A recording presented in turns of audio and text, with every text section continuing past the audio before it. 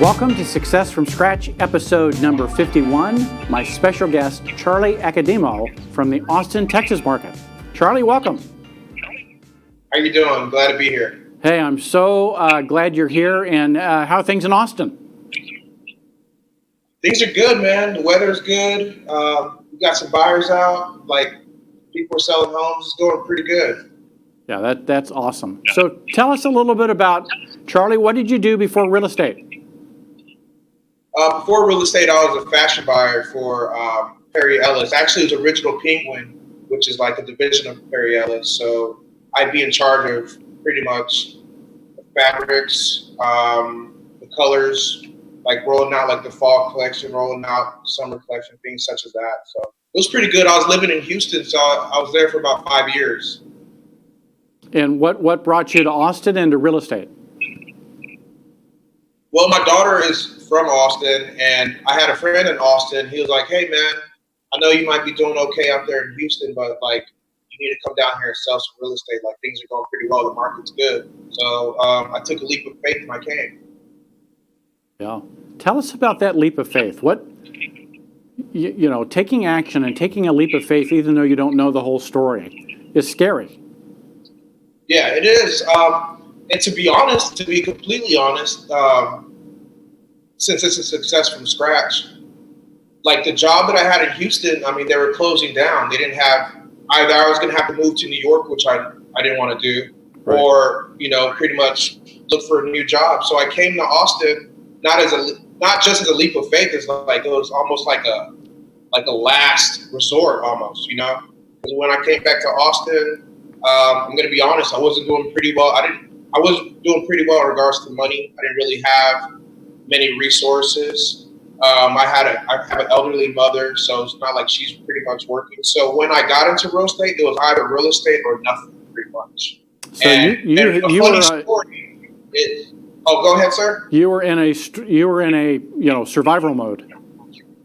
Sink or swim. I had no choice, either sink or swim. So, and what's funny is that even on my profile picture, I have a picture with a blazer on there, a blue blazer, and I was so broke at the time, I had to leave the tags on the blazer. My undershirt was a shirt that I borrowed from a friend. In the picture, I didn't even have pants on. So we just took the picture in a garage, and I had to take that blazer back to the store the next day, actually. Like, it was literally real estate or nothing. Wow. And so tell us about how you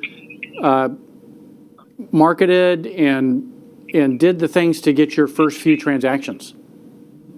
I'm going to be honest, I've never really had a sales job before, and I don't even consider myself a salesman. I consider myself a people person, pardon me.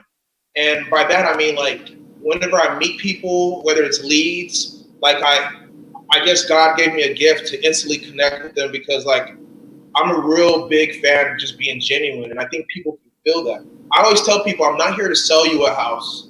I'm here to be a source of information on, you know, on the home, what the home can sell for, what the home is worth, things such as that. So I think when you approach it as you're someone there for information and actually there to, you know, put them in the best position possible for this investment, I think it says a lot and it goes a long way.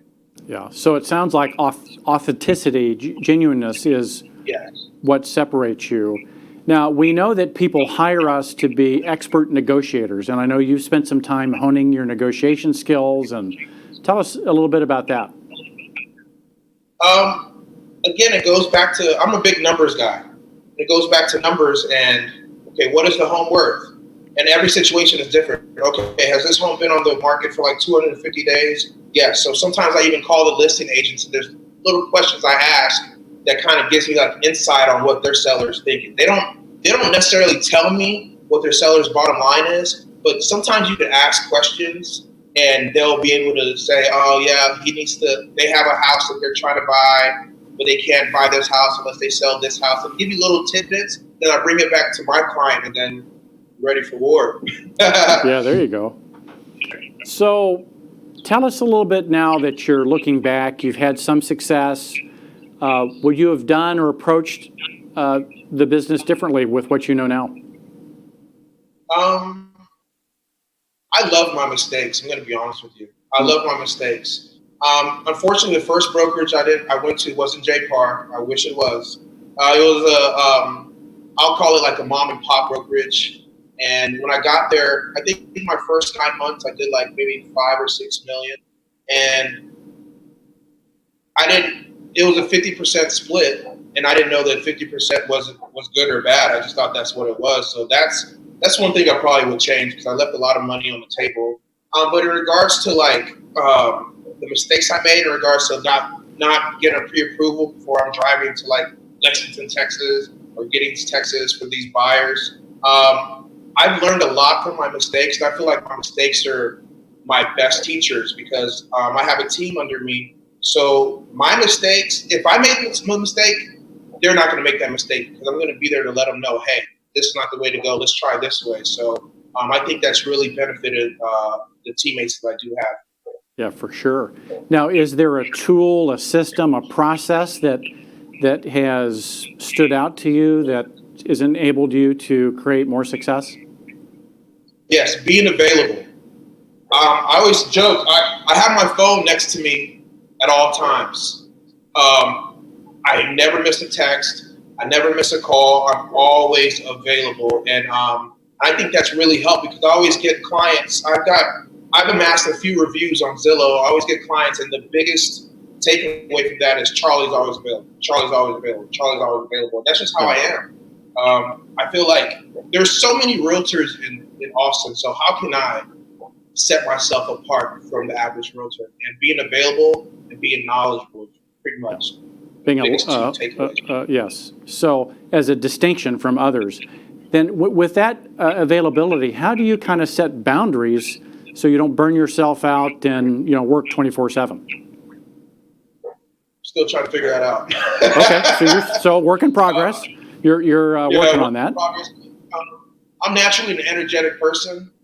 I haven't burned out yet. I'm going to be honest. I've been in real estate almost 4 years, and I didn't take my first vacation till last summer. But another thing is, like, I enjoy my work, so it's not like it's work. I always tell people it's not like I'm on a roof, like doing like hard labor. Like I enjoy this work. Like truly, I love it. I could do it every day. Right. I love it. I love the hustle. I'm gonna be honest with you. I love it. Yeah, hustle mode on. So as we go to wrap up this episode, are there certain things you would love to share with the audience? A tip, a trick? Yeah. Again, like I say, I don't sell anything. Even when I go to listing appointments, I let them. Maybe I'm a little too blunt. I'm super blunt. I let them know, hey, any realtor can sell your house. Any realtor can come take a picture of your house, put it on Zillow, put it on MLS, walk away, and some buyer's going to find it. My job is not to just sell your house. My job is to get you as much money as possible out of your house. So that's going to be the difference in prepping, the difference in target ads, the difference in the way that we market. I tell them I come with a 3-point approach when I sit at my listing appointments. The first point is I let them know what we do and what we're going to do for them in regards to selling their house for more. The second point is I pretty much tell them step by step of how we do it in regards to selling their house, so they understand exactly what we're doing and how we're going to do it. Mm-hmm. And then I pull out some past sales, and we check out the homes from around that area that I sold and comparables, and so I can show them where it's worked. So now it's not me just selling. What it is like fact, it's data. I'm showing you here, this is what we do, this is how we do it, and these are examples of many times where it's worked, because you can see the sold prices in. So far, so good, to be honest with you. It's a simple 3-step approach, and I know now that we've provided buy side to you, the buy side is an amazing listing tool that converts listings at a much higher level. So I know you're incorporating buy side into your presentations, and that's just going to increase your conversion rate even more. Very true. Very true. I'm very happy to be here. Like I said, I wish I was here years ago, but yeah. Well, you got here as quick as you could.